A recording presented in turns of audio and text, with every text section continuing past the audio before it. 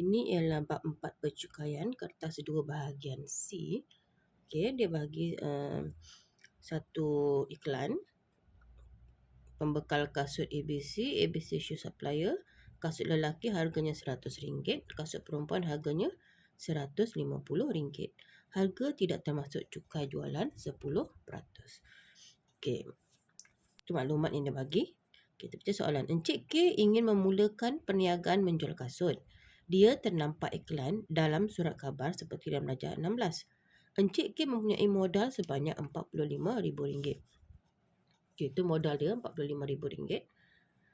Perbelanjaan keseluruhan termasuk sewa kedai pengubahan sesuaian kedai dan rak kasut adalah sebanyak RM34,275. Kemudian baki duit selepas perbelanjaan akan digunakan untuk membeli kasut daripada pembekal ABC untuk dijual di kedai. Encik K membuat keputusan untuk membeli 80 pasang kasut kerana rak kasut cuma boleh memuatkan 80 pasang kasut. Okey. Sebelum tu kita tengok dulu jadual ni. Okey. Encik K nak mulakan perniagaan, dia ada modal RM45,000. Dia dah guna RM34,275. Maksudnya baki dia RM45,000 tolak dengan RM34,275. Kita akan dapat RM10,725. Baki inilah dia nak buat beli.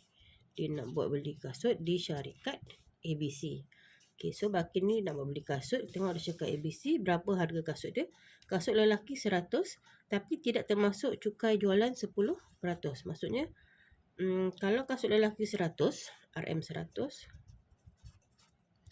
maksudnya kalau tambah dengan cukai 10%, maksudnya 10% tu dapat dengan 100 kan.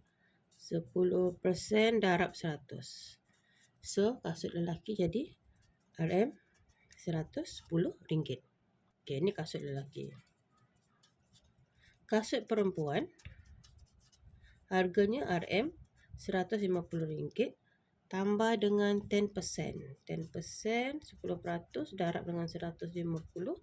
So, kita akan dapat RM165. Itu untuk kasut perempuan.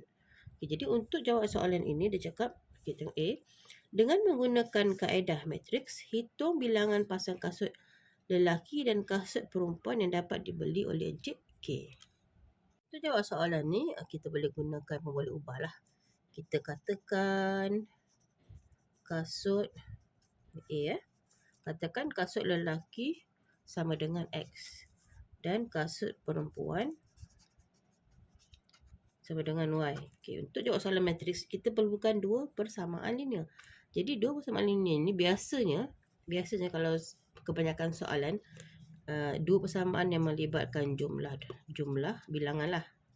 Kedua, dia melibatkan jumlah harga. Ada dua ini. Jadi, kamu kena cari dua clue ini, bilangan. Okay. Kita tengok bilangan. Adakah dia bagi bilangan kat sini? Ada dia bagi bilangan di mana Cik K membuat keputusan nak beli 80 pasang kasut. Maksudnya dia nak beli 80 pasang kasut. Itu ialah bilangan. Bilangan kasut yang dia nak beli 80. Maksudnya X tambah Y sama dengan 80. Itu bilangan. Okay, lepas tu kita tengok clue yang kedua, harga. Okay, kita dah tahu dah jumlah harga kasut tu. Kalau lelaki 110, kalau perempuan 165. Dan jumlah duit yang dia gunakan untuk beli kasut ialah RM10,725. Jadi maksudnya kita dapat persamaan yang kedua, 110X tambah dengan 165Y sama dengan RM10,725. Okey, dah dapat persamaan linear ini, kamu buat dalam bentuk matrix. Ini kalau tak ada nombor, maksudnya nombornya ialah 1. 1, 1. Tengok 1, 1. Kurungan pertama. Kurungan yang bawah dia, baris yang kedua. 110, 165. Masukkan nilai. Lepas tu ni akan jadi X and Y. Lepas tu jadi 80, 10725. Lepas tu kita jadikan dia matrix songsang. Okey, dapat macam tu. Sama dengan 1 per AD tolak BC. Ingat lagi, ABCD. AD tolak BC. AD 165 darab 1 165. Tolak dengan BC 110 darab 1 110. So kita akan dapat apa yang bertukar, A dengan D bertukar tempat 165 1. Ingat sayap yang pertama dia bertukar tempat, ni sayap rama-rama, ingat ini rama-rama. Sayap yang kedua apa jadi? Akan jadi negatif. Tidak berubah tempat tapi dia jadi negatif. Yang belakang tu salin balik 80 10,725 ringgit. Lepas ni kita boleh gunakan kalkulator. Guna kalkulator kita tekan mod sampai jumpa equation 1. Lepas tu tekan 2. Okey, keluarkan dia keluar A1 kan. A1 di mana? Ni kita dah belajar hari tu. A1 yang ini, A1, B1, C1, A2, B2, C2. Okey, masukkan sahaja nilai. A1 1 tekan sama dengan B1 pun 1 tekan sama dengan C1 80 tekan sama dengan. Okey, keluar A2. A2 ialah 110 tekan sama dengan B2 ialah 165 tekan sama dengan C2 ialah 10,725. Okay, tekan sama dengan, kita akan dapat X sama dengan 45 dan Y sama dengan 35. So kita dapat X, Y sama dengan X 45, Y 35. Jadi keluarkan ini, iaitu X sama dengan 45 dan Y sama dengan 35. Okey, atau nak lebih detail kamu boleh tulislah. Okey. Dia nak cari apa tadi tu?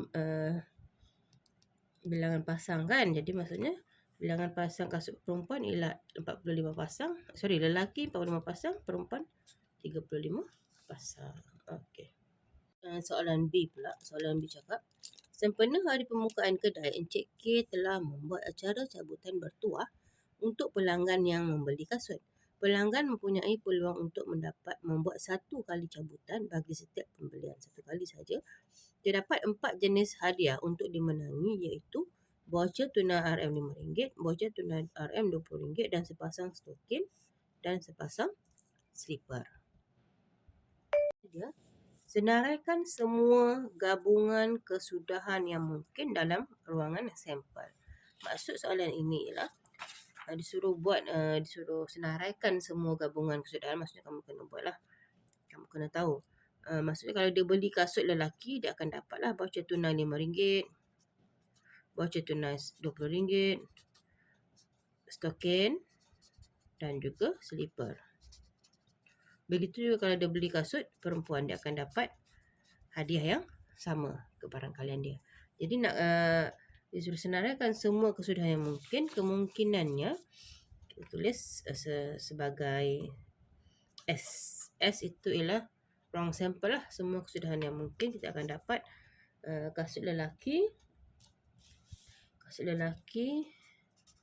dan RM5. Kasut lelaki RM20. Kasut lelaki dan sepasang stokin. Kamu kena tulis ni. Lepas tu kasut lelaki dengan sepasang slipper. Okay. Lepas tu kemungkinan juga kalau dia beli kasut perempuan, dia akan dapat kasut perempuan RM5, kasut perempuan RM20, kasut perempuan sepasang stokin dan kasut perempuan sepasang slipper. Okey, ini namanya kesudahan yang mungkin dah disuruh tulis semua kan. Jadi bila tulis ini dapat markah ya. Jangan kamu tidak tulis. Kedua Roman, cari barang kalian yang membeli kasut lelaki dan dia dapat hadiah cabutan voucher RM5. Dan dia mendapat kasut lelaki dan cabutan voucher RM5. Maksudnya dia kena ada dua-dua. P dapat kasut lelaki dan RM5. Okey. Kita akan dapat kasut lelaki dan ada lagi tak? Tak ada, satu sahaja kan? Dia mesti dua-dua ada sebab dia gunakan perkataan dan. Jadi kita cuma dapat 1. Jadi 1 per berapa? Kira semua ada berapa semua? Ada 8. Jadi 1/8. Itu untuk soalan yang kedua. Okey, ada lagi soalan yang ketiga dia tanya. Cari kebarang kalian yang membeli kasut perempuan atau mendapat hadiah cabutan sepasang selipar. Okey, hati-hati dengan perkataan atau. Atau ini dia tidak semestinya ada dulu. Dia salah satu ada pun boleh terima. Maksudnya macam ni. Okey, yang ketiga. P kasut perempuan atau dapat hadiah cabutan selipar. Okey, atau maksudnya kamu kena pilih dulu, tengok kasut perempuan. Asal yang ada kasut perempuan semua kamu tulis. Kasut perempuan. Ada berapa tu? Kasut perempuan RM5.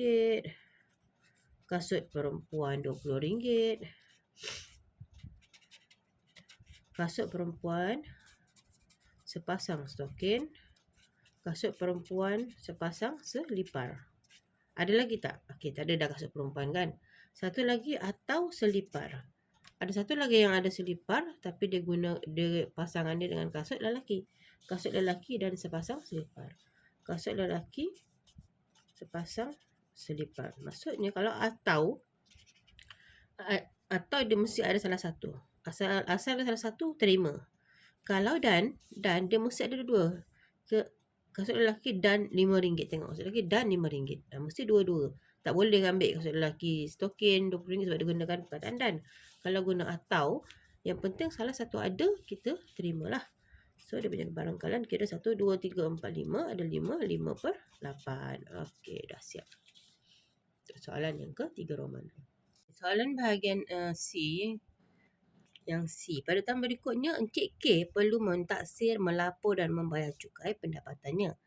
Diberi bahawa perniagaan Encik K adalah di bawah perniagaan milikan tunggal. Kadar cukai pendapatan adalah sama dengan kadar cukai pendapatan individu.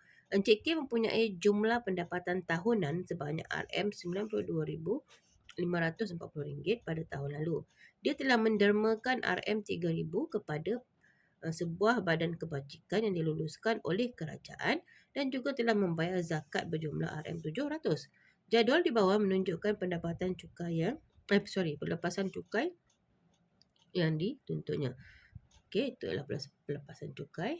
Jadi soalan ditanya, hitung pendapatan bercukai Encik K. Kita kira dulu pendapatan bercukai, baru kita boleh hitung cukai. Jadi pendapatan bercukai ni mesti dalam masa setahun ya. Kalau dia bagi dalam bulan, kamu kena darab dengan 12. Tapi untuk soalan ini dia bagi dalam masa setahun, jadi kita tak payah darab 12 lah. Untuk mencari pendapatan bercukai Encik K, dia kata dia nak pendapatan bercukai kan. Pendapatan bercukai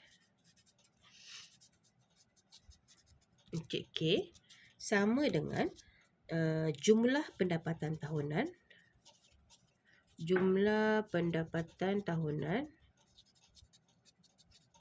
tolak dengan pelepasan cukai tolak dengan pengecualian cukai. Okay, itu dia punya rumus. Okay, kita tengok dia ada bagi pelepasan cukai. Ini ialah pelepasan cukai Encik K. 9,000 tambah dengan, bila nampak sini 3,000, dia kata 3,000 kan. Tapi kamu kena hati-hati, kamu kena tengok had dia. Had dia sampai RM2,500. Means yang ini dia cuma bayar 2,500. Sampai had dia sahaja. Lepas tu ini kita tengok had dia 7,000. Okey, jadi kita bayar 5,830 lah. Yang ini juga dia bayar. Okey, lepas tu tengok ni, ini pun sama. Sebab dia tidak lebih daripada 3,000, dia guna yang ini sajalah untuk pelepasan cukai dia. Jadi jumlah pendapatan dia ialah RM92,540. Kita tolak dengan pelepasan cukai. Pelepasan cukai tu 9,000 tolak 2,500 tolak 5,830 tolak 1,550. Kita tolak lagi dengan pengecualian cukai. Apa itu pengecualian cukai? Itu ialah derma. Okey, kita tengok adakah dia bagi derma? Okey, ada dia bagi derma kat sini. Dia bagi derma RM3,000. So tolak lagi dengan derma RM3,000. Okey, bila dah tolak ni, ambil kereta tolak, kamu akan dapat RM70,660 ringgit. Itu ialah pendapatan bercukai bagi Encik K. Maksudnya ini yang dilayak cukai lah. Okey. Soalan yang kedua. Hitung cukai pendapatan yang perlu dibayar oleh Encik K. Tadi kita dah cari dia punya pendapatan bercukai ialah RM70,660. Jadi macam mana kita nak tentukan pula cukai pendapatan dia? Kita kena tengok ni kadar cukai pendapatan individu. Tadi kita dapat RM70,660 pendapatan bercukai bagi Encik K. So kita rujuk jadual ini, kita tengok mau pilih yang mana, yang atas atau yang bawah. Jadi dia lebih daripada 70,000, kita ambil lah ni pendapatan bercukai ini. Lebih daripada 70,000 kan.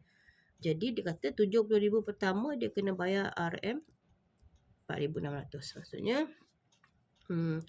RM cukai bagi 70,000 yang pertama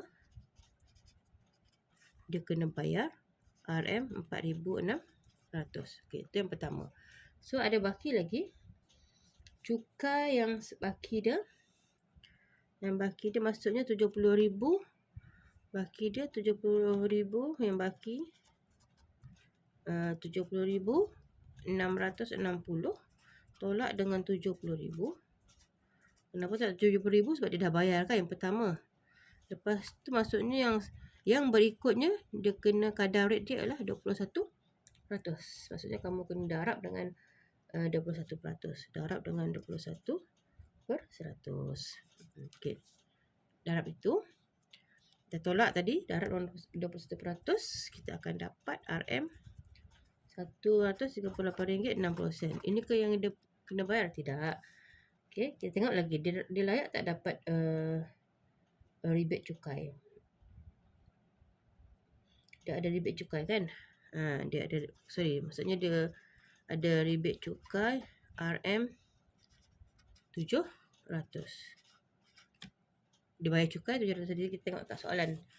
Ni dia ada bayar cukai 700. 700 ni daripada zakat. Okey. Ada satu lagi rebate cukai. Kalau pendapatan bercukai dia kurang daripada RM35,000, dia layak dapat RM400. Tapi sebab pendapatan bercukai ni lebih daripada RM35,000, dia tak layak lah dapat rebate cukai RM400 tu. Jadi yang dia cuma dapat rebate cukai untuk zakat lah. Okey. Selepas itu kita buat apa? Kita nak cari cukai pendapatan. Jadi cukai pendapatan dia sama dengan yang pertama tadi RM4,600 tambah dengan RM138.60 tolak dengan rebate. Rebate ni kita tolak last lah, bukan kita tolak awal-awal tadi. Last sekali kita tolak masa kita nak bayar, masa kita nak kira cukai pendapatan. Ingat tu. Jadi zakat ni kita tolak masa nak kira cukai pendapatan. Okay, jangan tolak waktu kira hitung pendapatan bercukai. Jadi kita akan dapat ini sama dengan RM4,038.60. Okey, itu jawapan dia. 3 Roman. Terangkan perbezaan antara rebate cukai dan pengecualian cukai dengan menggunakan contoh dan soalan ini. Ni kita dah cakap tadi. Apakah beza rebate cukai dan pengecualian cukai? Rebate cukai ni kita tolak selepas kita dapat pengiraan akhir jumlah cukai yang perlu dibayar. Contoh tadi kan. Last kali baru kita tolak dengan 700. Jadi macam mana cara kamu mau jawab? Kamu cakap sahaja. Sebab dia kata terangkan sahaja kan. Terang sajalah. Maksudnya rebate cukai ditolak selepas mendapat pengiraan akhir jumlah cukai yang perlu dibayar. Manakala pengecualian cukai pula ditolak sebelum pengiraan pendapatan bercukai yang perlu dibayar. Maksudnya pelepasan bercukai tu kita tolak waktu tadi masa kita nak hitung pendapatan bercukai. Okey.